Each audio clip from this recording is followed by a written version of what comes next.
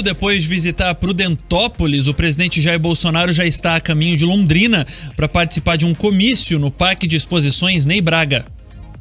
Essa é a sexta vez que o presidente da República e candidato à reeleição pelo PL visita o Paraná só neste ano. E quem acompanhou a movimentação de apoiadores e lideranças políticas na cidade de Prudentópolis, no centro-sul do estado, foi o nosso colega Marques Souza. Oi, Escola, boa tarde para você e para todos que nos acompanham. A nossa equipe está aqui em Prudentópolis, acompanhou a visita do presidente e candidato à reeleição pelo PL, Jair Bolsonaro, que aconteceu no início dessa tarde.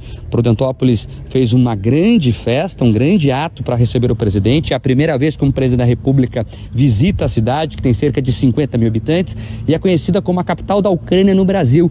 Isso porque, segundo a prefeitura do município, 70% da população pelo menos é descendente de ucranianos. Pois bem, o Bolsonaro chegou aqui no Paraná por volta de 10h30 da manhã, ele pousou no aeroporto de Ponta Grossa, veio de carro até uma cidade chamada Guaramiranga, que fica aqui nos arredores de Prudentópolis, a cerca de 15 quilômetros, e de Guaramiranga até Prudentópolis ele fez o trajeto de moto, ele liderou uma motociata e chegou aqui ao local onde fez um comício de moto. O comício aconteceu em frente à Catedral de São Josafate, que é uma catedral importante aqui na cidade, inclusive é tombada pelo patrimônio histórico do Paraná.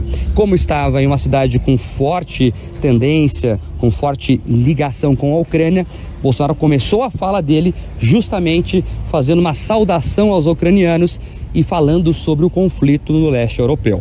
Vocês, em grande parte, têm um país de origem, um país pacífico, um país também produtor rural, que nas bandeiras de lá imperam as mesmas cores da bandeira daqui. Somos irmãos, queremos o bem um do outro, torcemos pela paz. E o Brasil tudo fará, como vem fazendo, para que essa paz seja alcançada. Bolsonaro falou muito de economia e também citou a importância do agronegócio. Importante lembrar que essa região aqui de Prudentópolis tem uma forte presença do agronegócio, inclusive é conhecida como a capital do feijão preto, devido à grande produção desse item aqui na região. Vamos acompanhar. Somos uma grande nação aqui. Temos aquilo que quase ninguém tem mundo afora. E o mais importante, um povo miscigenado, que cada vez mais se integra, se informa, cada vez mais quer produzir para o nosso Brasil. O agronegócio é a locomotiva da nossa economia. E o trabalho de vocês, mais do que indivisa, nos garantem a segurança alimentar e a segurança alimentar também de mais de 1 bilhão de pessoas ao redor do mundo.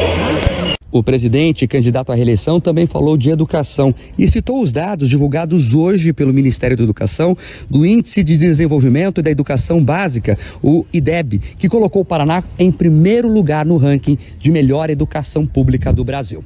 Por mais que alguns sofram, o outro lado sofra, o Brasil cada vez mais diminui a taxa de desemprego. Cada vez mais o nosso produto interno bruto é maior. E tenha certeza, com esse anúncio aqui do nosso governador sobre a educação, mérito em grande parte desse estado sim, do seu governador e dos seus professores.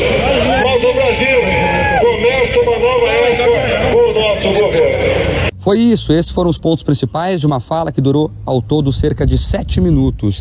Tem um detalhe de bastidor, Escola, que é interessante, porque o prefeito aqui de Prudentópolis, o Osney Stadler, que é do União Brasil, ele decretou hoje uma espécie de ponto facultativo para os servidores públicos.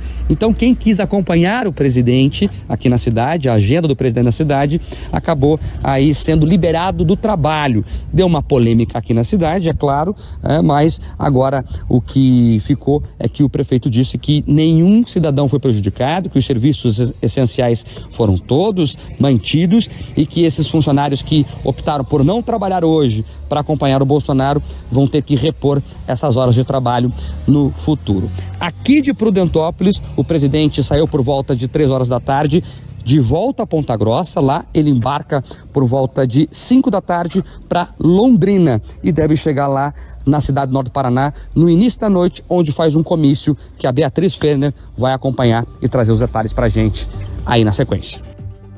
É isso aí, 4h06. A Beatriz Frenner, inclusive, já está em Londrina. Ela está acompanhando toda a movimentação para a chegada do presidente Jair Bolsonaro à cidade do norte do estado. Daqui a pouco ela entra ao vivo também aqui nesta edição do RN Opinião com esses detalhes, mas é daqui a pouquinho. Antes, depois de participar dos eventos, então, como a gente já contou aí nessa participação do Mark, que está em Prudentópolis, né?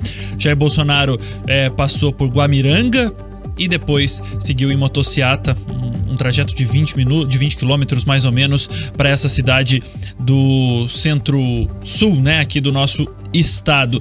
Então, a expectativa, Camila, é a chegada dele em Londrina, que a gente está aguardando também aqui nos microfones da Pan News.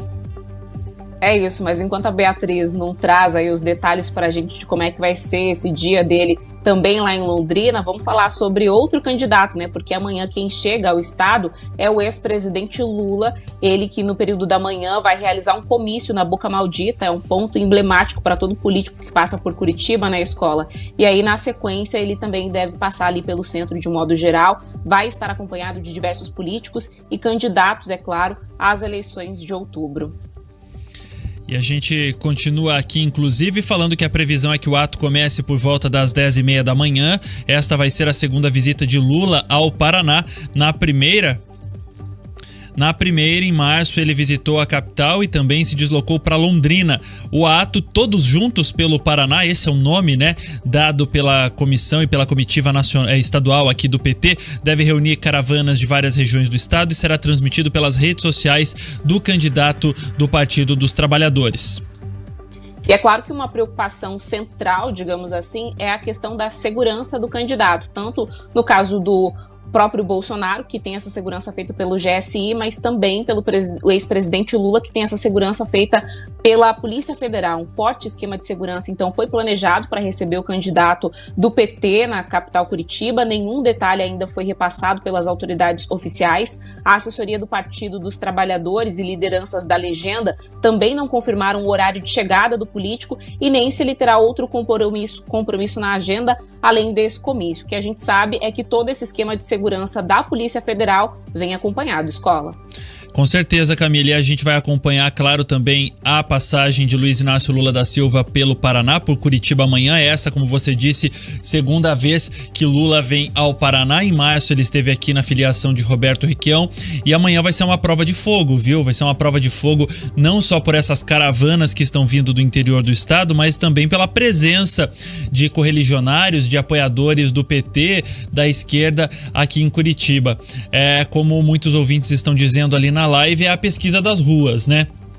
Isso vai ser pontual e importantíssimo. Você essa semana, inclusive, trouxe também aquele recorte, né? Que enquanto Bolsonaro mira nos eleitores do Nordeste, Luiz Inácio Lula da Silva tenta, de alguma maneira, mirar nos eleitores do Sul. Além do Paraná, no domingo ele vai estar em Florianópolis, Santa Catarina, e na semana que vem em Porto Alegre, no Rio Grande do Sul. Portanto, a gente vê esse cuidado, principalmente, Camila, nessa reta final de campanha, que é fundamental, até porque os candidatos já começam a sentir de maneira mais forte, inclusive, o apoio e a decisão dos eleitores, porque inclusive o Datafolha essa semana divulgou uma pesquisa, um levantamento dizendo que de cada 10 eleitores brasileiros, 7 ainda não decidiram em quem votar para deputado federal, por exemplo, deputado estadual.